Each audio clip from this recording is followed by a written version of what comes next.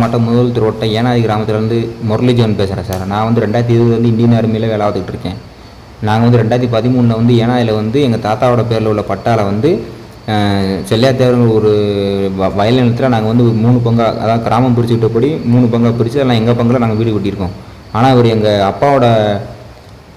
அப்பாவோட அண்ணன் ராமச்சந்திரன் வந்து நாங்கள் வீடு கட்டுறதை வச்சு அந்த வீட்டை காமிச்சு அவர் லோன் வந்து வாங்கிட்டு அதுக்கப்புறம் என்ன பண்ணிட்டார், எங்களுக்கு தெரிஞ்சிச்சு. அதனால் நாங்கள் சண்டை போட்டு விட்டோம், நீ இனிமேல் வராது அப்படின்னு சொல்லிட்டு. ஆனால் அவரோட தனியாக எங்களுக்கு கிடக்கு. இப்போ வந்து 2025 வந்துக்கிட்டு ஜனவரி மாதம் வந்து எனக்கு வந்து நீங்கள் வாங்கின பாதையில் வந்து பாதையை கொடுங்க, அப்படி இல்லைன்னா அந்த லோன் விழுந்து என் பேர் அலாட் ஆகிருக்கு, அதை வந்து நான் வந்து அலாட் ஆகிடல, நான் வந்து அது கேஸ் கொடுத்து ஏன் மேலே எடுப்பேன் அப்படின்னு சொல்லியிருக்காங்க. அதுக்கு நான் வந்து ஜனவரி மாதமே எஸ்பிக்கு ஒரு கம்ப்ளைண்ட் கொடுத்துருக்கேன், கலெக்டருக்கு கம்ப்ளைண்ட் கொடுத்துருக்கேன், இப்போ ஒரு போலீஸ் ஸ்டேஷன் கம்ப்ளைண்ட் கொடுத்துருக்கேன். இதில் எந்த வித ஆக்ஷனும் எடுக்கலை. ஏன்னா இதுக்கு முக்கிய காரணம் வந்து அவங்க மக வந்து கோமாதா வந்து ஃபிங்கர் பிரிண்ட் டெஸ்ட்டே இங்கே தான் வேலை பார்க்குறாங்க சிவகங்கையில். அப்போ அவங்க அடுத்தனால போலீஸ் வேலை எடுக்க மாட்டேங்கிறாங்க. பிடிஓ ஆஃபீஸ் எப்படின்னா அவங்க மக வந்து ஆரையா இருக்குது, அதனால் அங்கே எடுக்க மாட்டேங்கிறாங்க. அப்போ நாங்கள் என்ன ஆசை பண்ணுறது? அப்போ நான் வந்து இங்கே வந்து இப்போ பூட்டானில் இருக்கேன். பூட்டான் வந்து நான் ஜனவரி மாதம் ஊருக்கு வந்து இன்னும் இங்கே 5 மாதமாக இங்கே தான் இருக்கேன். நான் ஜூன் மாதம் ஜூலை மாதம் இப்போ வர போயிட்டு இருக்கு. நாங்கள் எப்படி தான் வரப்போகிறது எங்களுக்கும் தெரியல.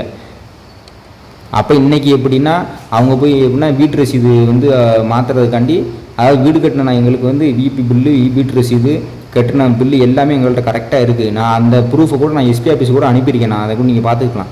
வீட்டோட ஃபோட்டோலேருந்து எல்லாமே ப்ரூஃபோட அனுப்பியிருக்கேன்.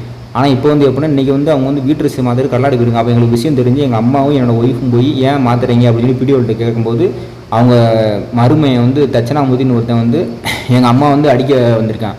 அடிக்க வரவும் அதோட எங்கள் அம்மா வந்து உடனே கல்லாடி போலீஸ் ஸ்டேஷனில் கம்ப்ளைண்ட் கொடுத்துருக்காங்க. நாங்கள் எந்த விட ஆக்ஷன் எடுக்கலை.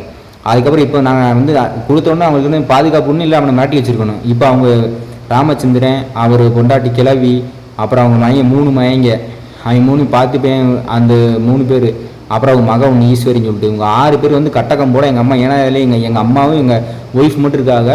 வந்து 6 பேர் வந்து எங்கள் அம்மாவை அடித்து வகர இது பண்ணி தாலி எடுத்துக்கல எங்கள் ஒய்ஃபு முட்டை வச்சு எல்லாம் பண்ணி போய் எங்கள் எல்லோரும் ஹாஸ்பிட்டலில் இருக்காங்க. எங்கள் அம்மா ரொம்ப சீரியஸாக இருக்குது. எனக்கு அதனால் அழுகே வருது, எனக்கு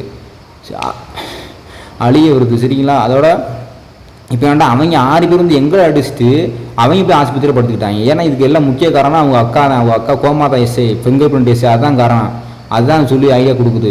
அப்போ நீங்கள் தான் இதை தான் நீங்கள் கம்ப்ளைண்ட் எடுக்க சார். அவங்க வந்து 6 பேர் எங்களை தான் அடிச்சுருக்காங்க. ஊரில் வேணா கேட்டுங்க, எப்படின்னா கேட்டுங்க. நீங்கள்